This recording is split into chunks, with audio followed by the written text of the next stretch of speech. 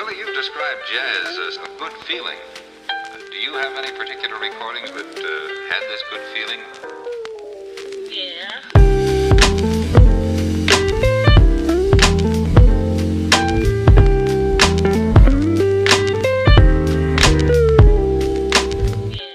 Hello, today I thought it would be fun to give a tour of my Bookstagram, and what that means is essentially giving you a behind the scenes kind of look of all of the places that I visit to take photos for my Instagram. If you don't follow me on Instagram, you don't have to. I'll just put it on the side here for a reference. I don't even need to make a tutorial video on this because it is so simple that literally all I do is find a pretty background, hold up a book, take a picture, and then boost up the saturation so high it compensates for my lack of originality. That's pretty much it. And I figured that if I did an actual tutorial video, it would only be like 2 minutes long, and so that's why I'm doing a Bookstagram tour instead. This will be a behind the scenes look on almost all of my pictures. I'm gonna divide this by the most common locations that I visit to take the pictures that I have, and out of all of these, the most versatile and colorful location that I use is the Neon District.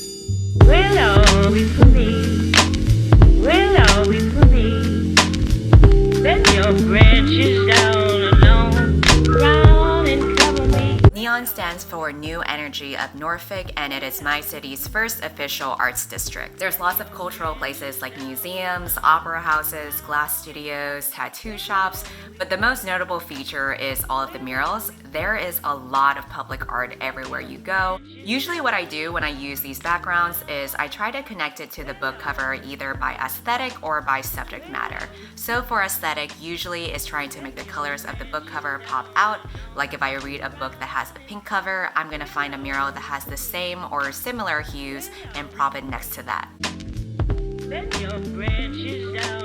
The murals range from subject matter, but what I've noticed is that there are a lot that have a sci-fi theme. There's one with a green suited woman with horns and some weird mythical blue creatures and a giant green eyeball, and it's very trippy looking, so I like using that backdrop to show off more eccentric looking covers in the books that I'm reading. Another mural I like is one that is very, very sci-fi. It's a painting of this futuristic woman looking out into outer space, so naturally I use that as a backdrop for my sci-fi books. Any good feeling, jazz?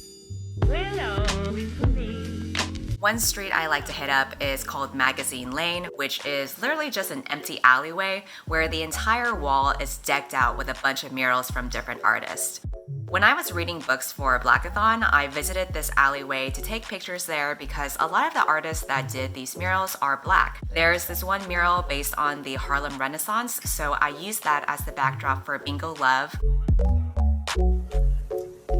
There's this one spot with some awesome graffiti which reminded me of the Brooklyn neighborhood that the characters in Pride live in. And there's this really long mural of a sky with different square blocks that I used to match with the colors of some other book covers like The Friend and Helium.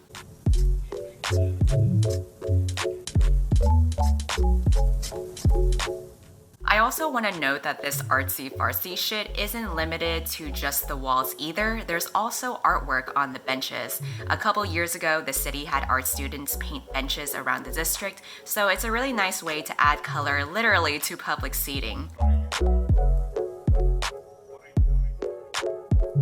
There's even a bit of color on the ground because there was an artist and a team of volunteers who painted these accents on the sidewalk so you can see them wherever you walk.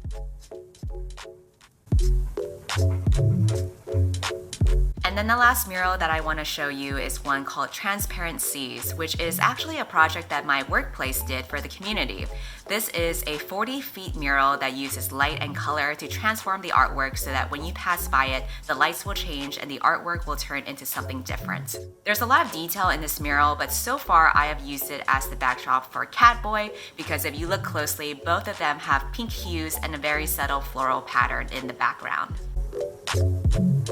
The mural that my workplace did is actually a good transition for the next location that I like to use for my Instagram, which is our office.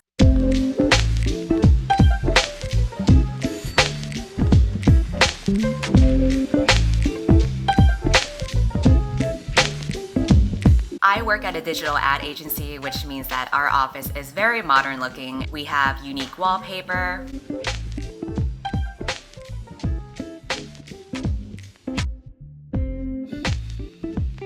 We have exposed brick walls. We have a cafe area with plants for me to rearrange and make some nice book layouts. And we have some artwork hung up on the wall too. But the one area that I take the most advantage of is our chalkboard canvas series. This is a series of chalkboard drawings in our hallway that rotate regularly. We get local artists to come into our office and draw something, and it lives on for a temporary amount of time before it gets erased to make room for the next artist. Sometimes the drawing style might match the same drawing style as the book cover, or sometimes the drawing will take place in the same location that a book takes place in. We also have our own library of design books, and I will be doing a separate video for that, so if you are interested in that, keep an eye out. The next location that I want to share with you is my neighborhood.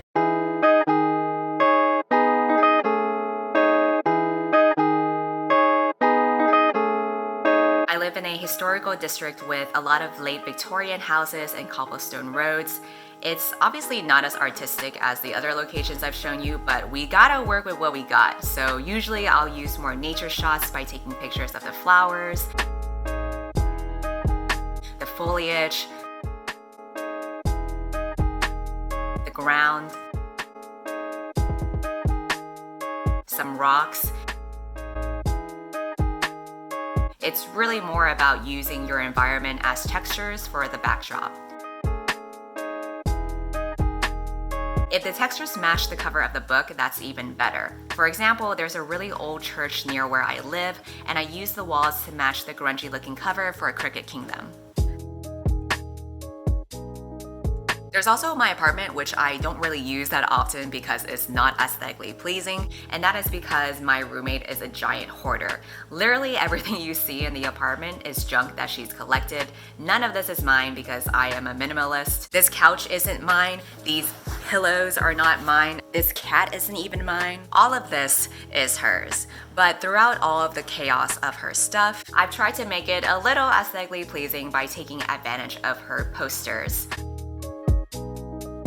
I got a nice shot of her bookshelf back when she used to have it clean. And I've rearranged some of the little plants and flowers she has to do some overhead photos.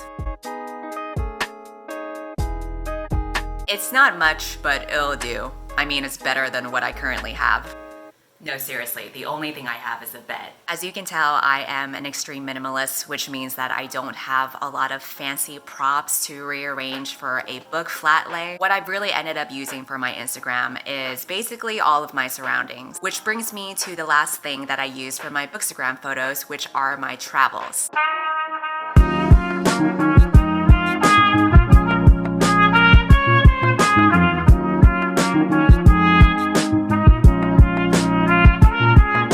Whenever I travel, I always bring books with me, not just for reading, but also so that I can take photos of it too. Even when you're staying in a different house, it opens up so many new opportunities for photos.